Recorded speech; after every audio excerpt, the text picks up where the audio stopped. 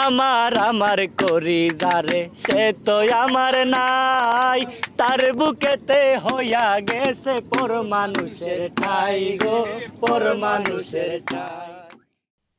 আসসালামু আলাইকুম, স্বাগতম জানাচ্ছি সফরনামায়। আর সফরনামায় আজকে আমরা যাচ্ছি সিলেটের কোম্পানীগঞ্জ উপজেলার ভোলাগঞ্জের সাদা পাথর পর্যটন এলাকায়। ভোলাগঞ্জের টুকের বাজার থেকে 0 পয়েন্ট পর্যন্ত যেতে রাস্তার চারপাশে বালু, পাথর ভর্তি ট্রাক, শব্দ দূষণ, মানে রাস্তাটা পুরোই ভয়ঙ্কর আকার ধারণ করছে। যে কোনো সময় স্থানীয় নাগরিক এবং পর্যটকদের দুর্ঘটনা ঘটতে পারে। সিলেট শহরের আম্বরখানা থেকে কম খরচে সাদা পাথর যেতে AC, non AC, double decker লাইনের বাস পেয়ে যাবেন, যেগুলো বিশেষ করে পর্যটকদের জন্যই চলাচল করে। 0 পয়েন্টে এসে দেখতে পারবেন ওই ইন্ডিয়ার আকাশ ছোঁয়া পাহাড়গুলো ধাপে ধাপে যে সমতলে নেমে আসছে, ওই জায়গাটাই বাংলাদেশের সাদা পাথর নামে পরিচিত। 0 পয়েন্ট থেকে ট্রলার যোগে সাদা পাথর যেতে হবে। ট্রলার ঘাটে যেতে রাস্তার দুপাশে এরকম মার্কেট দেখতে পাবেন, যেখানে আপনি আপনার প্রয়োজনীয় জিনিস কিনতে পারেন, বিশেষ করে সানগ্লাস অথবা 3 কোয়ার্টার, যেহেতু আপনি ওখানে গিয়ে গোসল করবেনই। ট্রলার ও নৌকা ঘাটে এসে নিশ্চিত আপনি অবাক হবেন। আপনার হাতের বামে আকাশ ছোঁয়া সুউচ্চ পাহাড়, নাক বরাবর পিঁপড়ার মতো কিলবিল করতেছে ডিঙ্গি নৌকা। পাথর এবং বালু তোলায় তারা এতটাই ব্যস্ত, মানে আপনি ওখান থেকে আর চোখ সরাতে পারবেন না। মানে জাস্ট আপনার মুখ থেকে বেরিয়ে আসবে ওয়াও।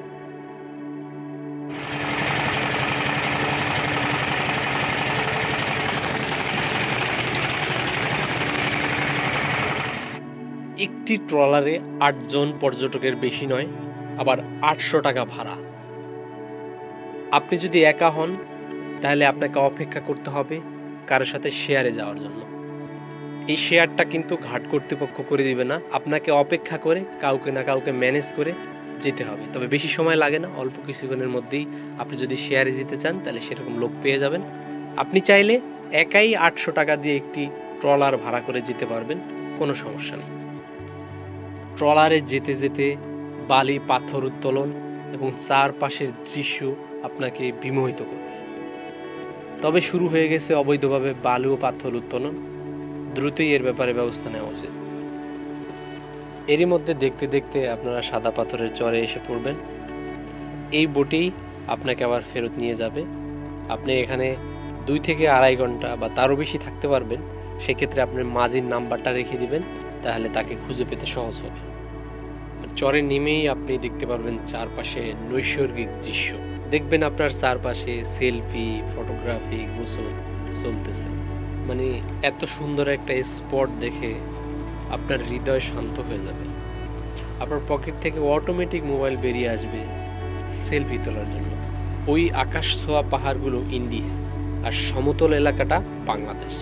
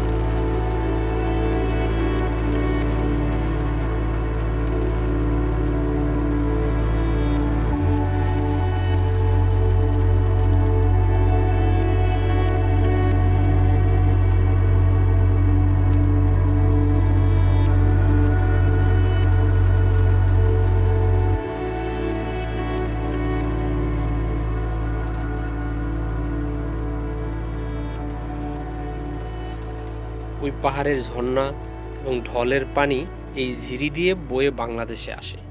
পানিটা এত নীল এবং স্বচ্ছ, ছোট ছোট মাছ যে ছোটাছুটি করে তা পর্যন্ত দেখা যায়। ওই মসজিদটি বাংলাদেশের শেষ সীমানায়, ওখানে অবশ্য বাংলাদেশের বিজিবি চেকপোস্টও আছে। সাদা পাথরের চর এলাকাটি পাহাড়ের ঢলের পানির গতির সাথে পরিবর্তন হয়। আমি প্রথমবার যখন এখানে আসছি তখন ওই মসজিদে সোজা হেঁটে জোহরের নামাজ পড়ছি, কিন্তু এবার এসে দেখি মসজিদের সামনে বিশাল সরা তৈরি হয়ে গেছে এবং প্রচণ্ড স্রোত, মানে ওখানে হেঁটে গিয়ে এই সরা পাড়ি দিয়ে ওই মসজিদে যাওয়া এখন কোনোভাবেই সম্ভব না।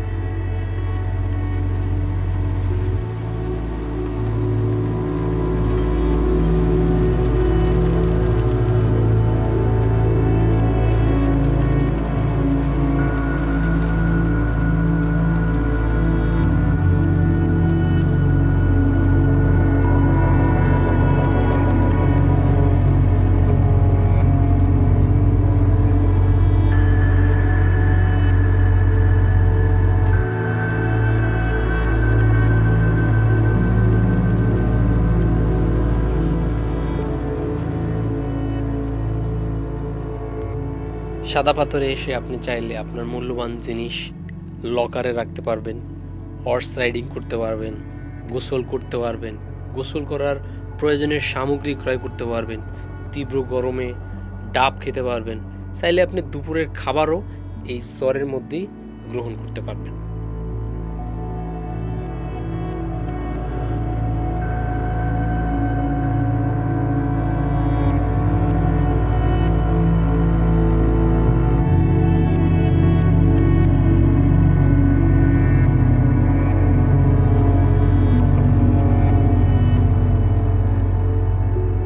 এভাবেই ঘুরতে ঘুরতে দেখতে দেখতে চলে যাচ্ছে আজকে। আগামী পর্বেও আপনাদের সাথে আবার দেখা হবে অন্য কোনো ভিডিওতে। সেই পর্যন্ত সবাই ভালো থাকবেন, সুস্থ থাকবেন, নিরাপদে থাকবেন। আল্লাহ হাফেজ। ও সাবস্ক্রাইব করতে ভুলবেন না। ধন্যবাদ।